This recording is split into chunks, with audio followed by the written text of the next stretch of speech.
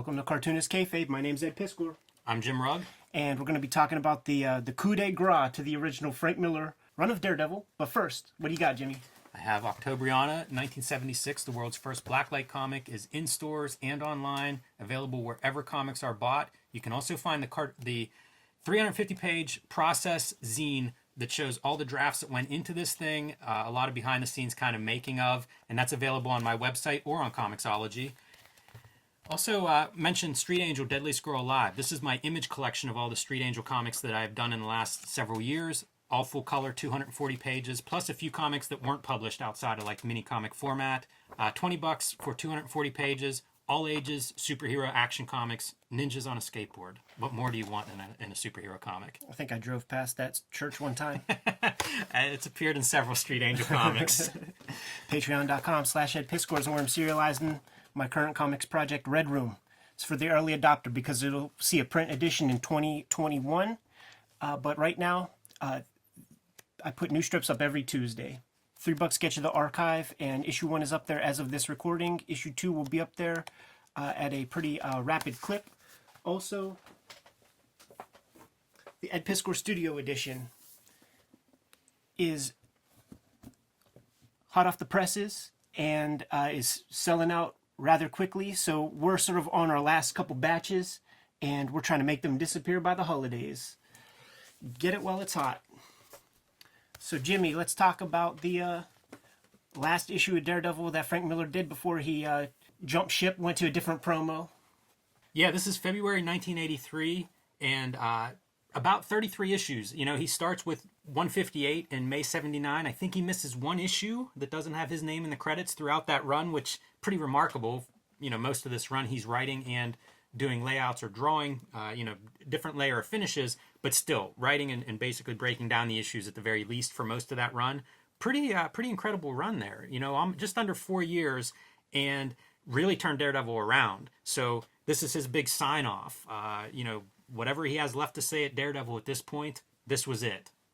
Starting with the cover, we see this kind of very scratchy illustration, no inker credit on it. So I think this is just pure Frank Miller, and he's at this period where his pencils and clearly his inking, a lot of noodling, a lot of chicken scratch. It's even in the logo, if you look closely. I don't know how well that shows up, but it looks like he's even coloring that logo or drawing that logo in that hatching style to be a part of this piece. I would be curious to see this original. If that's all done like on the board, it could be incredible to look at. I love this. This was I got hold of Miller Daredevils early in my life, and the hatching was such a big part. You know, like I would have gotten these late 80s, early 90s when like the Image guys were really, my favorites in addition to Miller, but they were doing that hatching, and the hatching is something I valued. And the whole run of Daredevil isn't that much hatching. You know, like I came to this after Ronin, and I brought Ronin just to reference the cover because you can see that hatching style. These are both from 1983. Daredevil's February. I think Ronin's like July. So he's going from Daredevil to Ronin, and you can see that hatching style. There's a lot of manga influence in Ronin, also in Daredevil. So I think he was looking at some of those for influences and stuff. But I really loved this issue as a kid because of the hatching. Like, it was like, this is perfect. Why doesn't Miller do this all the time? You know who else loved this issue because of the hatching and certainly the cover? Eastman and Laird. Yes, yeah, absolutely, man. Pulling from both of these books, the original Turtles guys. So I thought it was worth mentioning just because you do see some of the stylistic crossover here, and of course you do. These are two books that follow each other. This book is an interesting creative union of disparate characters, but also Lynn Varley is involved in this issue on color duties using the standard 4-color process that every comic book colorist was using at this time. So it's really cool knowing what her color is when she wants to go ham and compare that to what she's doing here, which is actually a very subdued application of color throughout this story, which is pretty cool. And also it's very noteworthy that the inker is Terry Austin. And I like to think, because Terry Austin was like superstar inker at the time. Right. But superstar John Byrne inker. And there was friendly competition between John Byrne, Frank Miller. So I like to think that like Terry Austin is like the Chloe Sevigny. And And Frank Miller pulled a Vince Gallo, and he's like, "I'm gonna take your dude, Yeah. put him in my picture." And a couple noteworthy things. Klaus Janson, who had been previous colorist and finisher on a lot of these Daredevil comics, is absent here. But Miller also, previous issues, would have been like writer and breakdowns or layouts. He's penciler in this credit page. So this is kind of a full-on Miller gig, and I think it's worth pointing out the contents of this first page. A hero putting a gun up to his temple and pulling the trigger. Approved by the Comics Code Authority, baby. Miller knew how to get heat, and that's what, from page 1, like, if that doesn't grab your attention, you just don't want to read this comic, because no other comics look like this that you were pulling off the spinner rack. When we see this jagged-ass image, right, and, it's all Frank Miller's hand, you can imagine that the pencils didn't look too far from this. Certainly when you start looking inside to see what Terry Austin starts to pull out for popular consumption. And it works and it doesn't work throughout this issue. But his precise kind of pen line, the stuff that he does with this hatching, you know that those image dudes were just jerking off all over the place. It was a mixture of this issue and the stuff that Barry Windsor Smith was doing in those 80s that would be like the main ingredients for like the Jim Lee Scott Williams tandem. The difference being that those California boys, they plastic everything up, and like there's something more organic about this compared to like what Scott Williams and Jim Lee do. But this is the root ingredients of that. I'm glad you mentioned Barry Windsor Smith, because I think that first page hand is totally Windsor Smith, and I think you see it in some of like the brow and stuff. That hatching is really something that you would see Windsor Smith doing, and it's funny to think that that's coming from, say, an X-Men book, although that might have been in the future. I wonder how those line up. I'm thinking of some of the Windsor Smith X-Men stuff in conjunction with Terry Austin, who would have been a guy synonymous with X-Men. Windsor Smith's run comes later, though, so I guess that might be a couple years in the future from here. What was not in the future from here, though, was that movie Deer Hunter, and introduced Russian roulette to popular culture. And that's what we have here, man. It's Daredevil and a very paralyzed and catatonic Bullseye playing a game of Russian roulette. Paralyzed because of Daredevil putting him in this hospital bed in response to him murdering Elektra, the woman Daredevil loved. There is almost only red plate used on these several pages here, with the exception of just the blue in Bullseye's eyes, man. So much white. Lynn Varley, like she's doing some things here. Look how much the eye too is mirrored with the gun, the gun chambers that we're gonna see. And a lot of white space. Yes. And you can really see it with the way the lettering is laid out, in some cases without needing any kind of caption box around it. It's just space like reserved for it. That's a pretty bold choice. I think it's pretty important too, because you don't really want Ben-Day dots under that lettering. Like, look, this is a white piece of paper, and you see how not white it is. Now you put Ben-Day dots and lettering on top of that. Good luck trying to read that shit. So there's two lines of story running through this. One is Daredevil talking to himself in the hospital with paralyzed Bullseye, and the other piece is Matt Murdock involved with this kid and his family. He was here to defend the father of this child in court, but quickly this story takes a turn. Interesting tale, because it's like the entire story is devil's advocate against all the things that Frank Miller was kind of promoting at the time in terms of censorship.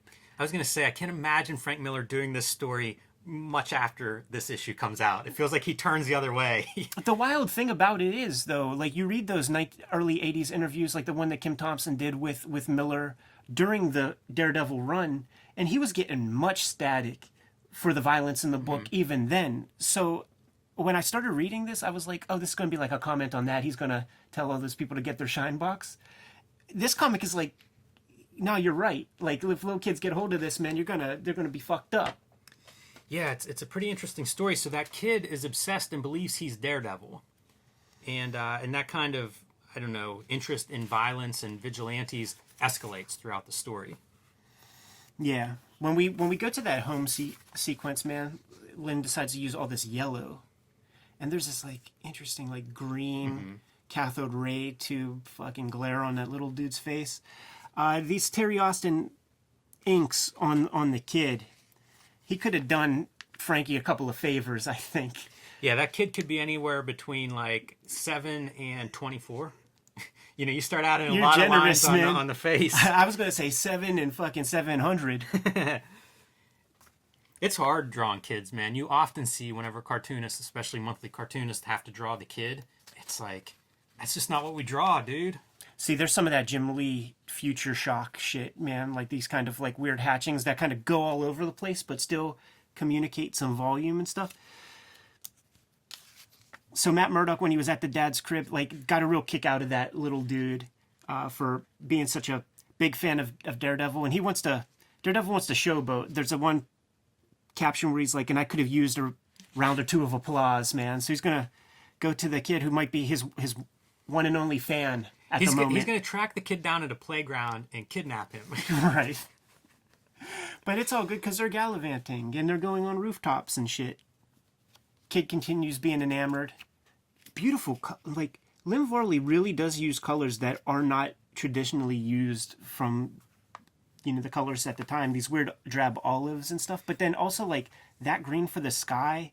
It's that old rule, like don't make sky blue the color of your sky. By the way, call back to the reflection from the television screen on the kid's face. Right. Yeah, purple clouds with the green sky. It's very nice. No doubt about it. That Lynn Varley, man. Good eye for color. Very quickly, though, man, when we go back to our Russian roulette sequence, man, 4 bullets just got clicked off. 4 chambers or whatever just got clicked off, man. And we're about halfway through. The things are going to be ramping up pretty soon, man. Yeah, you can see here, Murdock encounters the kid playing Daredevil again, and in a moment of actually Murdock going off to put on his Daredevil pajamas, the kid gets into harm's way. This might be one of my favorite panels, man, with that little dude just jumping on the back of that big ass car. Boom, a fifth chamber just clicked off, man. So there's only 1 bullet left, and there's only one way this can end. So I'm going to say something about the green. The story is that the dad is being blackmailed for embezzlement. Yes. And so the green is almost like subtext of the money that goes through this whole thing and kind of drives a lot of the violence that we see in this issue. That's the source of it. Yeah, well said, man. Also, like the set pieces and the way this comic plays out, it feels like it could be a stage play or something. Like if there was actual like money in that, I could see them like translating this to the stage, because it's a very narrow focused set of. Also, it'd be pieces. really easy to switch back to like Spotlight on the hospital bed and Daredevil sitting there with him. Exactly. And there's our little boy right there. What do you think about age 15 there maybe? At the very least. When Daredevil gets the drop on these guys, realizes that, the guy that Matt Murdock was to defend, the father of that little boy, ain't that good of a guy himself, man. Dude pulls out a gat, and Daredevil has to give him the business in front of the little boy. Yeah, and this is Frank Miller, the writer, talking. I was cocky, angry. I took my time with Jurgens. That's the guy that Murdoch's defending there. But he takes his time with him. In other words, makes him suffer a little bit, not knowing the boy was there. Which is weird that he wouldn't know that, considering he hears heartbeats city blocks away and stuff, and he doesn't hear like an excited kid's heartbeat in the bushes. Yeah. But nevertheless, he kind of gives it to the dad a little bit extra, and not good. That's going to leave a mark on a kid who's fantasizing about being Daredevil, watching Daredevil destroy his dad. Yeah. Distinct Terry Austin foliage back here. Yes. The Frank Miller has no hand in any of that.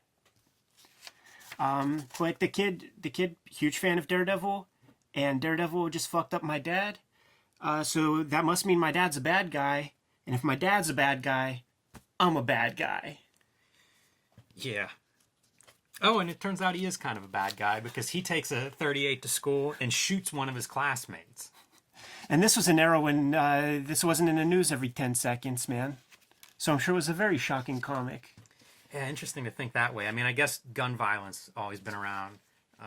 Miller's just maybe sidestepping from gang violence or something like that, which would have been around in street crime. And this is where we get a bunch of very muscular little kids. Yeah. Here, I don't know, 48? There's some weight in that face. Yeah. All right, man. We're still waiting for that 1 bullet. Yeah, and while we're waiting, let's talk about dads. Yes, it is a Jim Shooter comic, man. So we got to get a little bit of that origin gimmick in here, right? You got to. Hey, this is somebody's first comic, Ed. Exactly. But we're here, check this. We're keeping the eye motif with the gun muzzle Yes. and battling Jack Murdoch. I kind of love this composition with the blue background, too. Yeah, sure. Miller's great. These compositions all kind of rule, and it's really fun to see it go from like fighters, falling down, bouncing around, to then being gunned down in the alley afterwards because he doesn't throw the fight. A classic piece of Pulp Fiction. Part of what makes Murdoch so proud of his dad. So that anemic color, man, that is the hospital room color. You're getting lots of white there. And here we go back to a super old Jughead. It really is, man. Yeah, with a super old young Matt Murdock. I was going to say, look at how criticize muscular those other kids as being maybe look a little older at times. These kids could pass for, they could probably be served in any bar they walked into. Yeah, this is like... like shave their 8-year-old Matt Murdock. He'll be on camera in a minute. This is like the era, man, of like, Fast Times at Ridgemont High when 30-year-olds were playing 13-year-olds. Varley even colors this gray. That might be a step too far. I'm telling you though, man, like the legs on this dude right here, man, are similar to battling Jack Murdoch. And you got to get that sequence in there, man, where little Matt Murdock kicks a dude's butt, and I think he's blind even when he does it. But battling Jack, he ain't giving him any props, man. Nah, he's against letting his son fight because he doesn't want him to grow up like his old man. So the kid steps out, man, takes the powder. Where does he go? Chills on the Brooklyn Bridge, way up high. That's a pretty cool image. Some of this reminds me a lot of John Romita Jr. Daredevils. Sure, I could buy that. And this last page, probably one of the pages that most captivated me when I was a little kid. Just the audacity of blowing up Yes. the same image a million times, 1,000,000%. Like I think this is the first time I ever saw something like that. To be honest, Every now and then you'd see people that would repeat panels. They'd photocopy them and maybe blow them up a little bit. And I would just study and be like, is this an actual blow up? Or is this all from that very top panel? Because sometimes those lines would have to be drawn if you're going to blow it up to that amount. And I would study it for that. Totally. Like you'll count these number of hatches, and then you'll count these ones, and then this little dot. Yes, that is little dot. Is that little dot there? Like, yeah, do all those same games. So dumb. And this is an interesting approach too, because like the giant eye kind of dissolves into the trigger pull, man, which is what we've all been waiting for. This is the kind of stuff like you would see Scott McCloud talk about, the panel to panel, and having visual motifs carry through. Alan Moore did this for a couple of years where he would cut, panel to panel, scene to scene, where it would be like repeat some kind of visual imagery motif between those panels. And I think that's what you're seeing here. I think that was really trendy. Film editors do that, Sure. It's not uncommon. Around this time, 1986, when Frank Miller's giving video interviews and stuff, like he was talking about, I spent a lot of time bringing cinematic techniques into comics, and right now I'm spending as much time as possible making comics without that in mind. Trying to use the form for what it is. Stay here a second. I want to talk about this bulletin. We see attention comic shop owners, and this is Carol Kalish, who was like kind of the direct market. I don't know what her job title was exactly. I don't know if it even says there, but she worked closely with comic book stores. Yeah. And this was a point of contention, the way Marvel sort of flooded shelves, some of their sales and marketing methods at the time with Gary Groth in the Comics Journal. But Carol Kalish is somebody that whenever she died very young, and everybody eulogized her. Peter David was somebody that had worked under her on that business side and then transitioned into creative and was a huge champion and defender of her. I think everybody had a high opinion of her. I think it was the Marvel sales practices that really, where Groth and the Comics Journal were on the opposite side of the fence. But it's neat to see this, attention comic shop owners, and what she's trying to do is give us your information so we can spread it to our readers to help us support your stores, your business. Man, it'd be a nice breath of fresh air if publishers worked with stores this way now, right? One of the big things that she's known for, and I doubt I'll be able to go back and find this conversation with a bunch of the old shop owners. There was a book that came out about comic shops, and all these owners were in some of these roundtable discussions, and she was instrumental, believe it or not, in getting these stores cash registers. Yes. Like, these guys were operating out of cigar boxes and These calculators. were fans. You know, that first generation of comic store owners, a lot of them, they were fans. Yeah. And not necessarily fans first, businessmen second. And yeah, Carol Kalish, that is the initiative that I think she's really known for, is trying to help those stores level up. You know, this is a business, guys. You can make a living with this. Right. Go to the final page. Yes. As you could have predicted, Daredevil still doesn't kill anybody. He's impotent. Yes. He has no bullets in his gun. Wah, wah. And then just sits there as the dissolve into black, fade into black. It is a weird comment that this is like your sign off on a character that you're known for, and who knows what the future holds. This is long before Dark Knight is going to turn you into, you know, the next level. And his sign off is basically like, you know, the superheroes. They have nothing. Right. No power at the end of the day. Yeah. Heck of a comic, though. I don't doubt that this will be the last Frank Miller Daredevil that we cover on the channel. But the cool thing about it is that it's a one and done comic, and there is a high volume of these, so you could find this comic. Yeah, no doubt. Ed, do you think Terry Austin's involvement is somehow a rebuttal of Klaus Janson? I think that I was thinking about this, and I think that Miller is a curious guy, and you can flip through that while you talk. This is the next issue, and it's Jansen doing everything, and I mean, like, going for it. You see screen tones, he's coloring this thing. I feel like color holds. Maybe there was some competition between these two. Good. You always hear about, you know, the friendly competitions between, like, Wills and Jim Lee. Like, and look at this color treatment of blending your magentas, fading those out. This is stuff that you don't see very often, especially in one of these comics, and I feel like Jansen was like, hey, guys, it wasn't just Miller on those great Daredevils. You don't want to be the Ringo Starr, man. Like, you gotta show him proof. Ooh, using duotone. That's what I'm saying, man. He really brought it. So it's kind of cool to see, like, this is the sign off of Miller. You know, what's Jansen look like? You know, this great team that's being broken up at this stage. Yeah, I think Miller, like we said in other videos, I think he was trying to figure out how his stuff should look like in ink for a long, long time.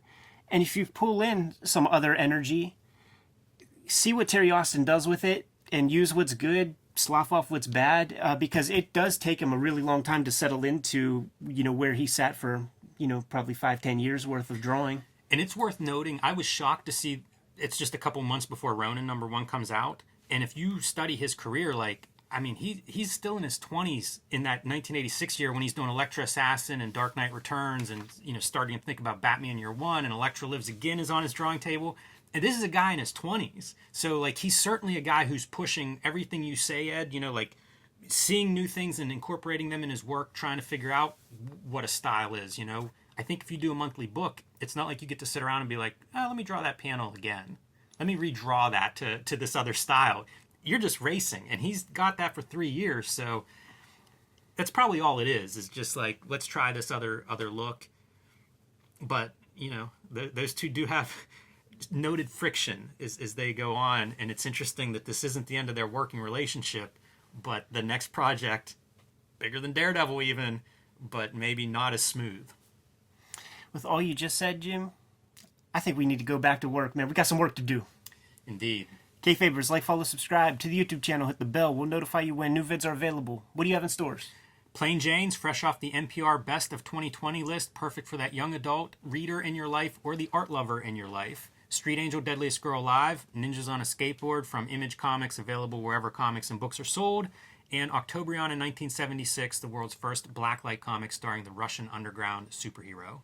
Patreon.com/EdPiskor for my Red Room Comics project, the current stuff I'm working on right now. $3 to get you the archive. Issue 1 is up there right now as of this recording. The Ed Piskor Studio Edition is in stores now, selling out quickly. You could get cheaper copies at Copacetic Comics at this very moment, though they may have all sold out because supplies were very limited. What else do we have going on, Jimmy? You can subscribe to the Cartoonist Kayfabe e-newsletter at the links below this video to keep up with everything we're doing. You can find Cartoonist Kayfabe t-shirts and merchandise at the links below this video. One more set of marching orders, Jim, we'll split. Read more comics.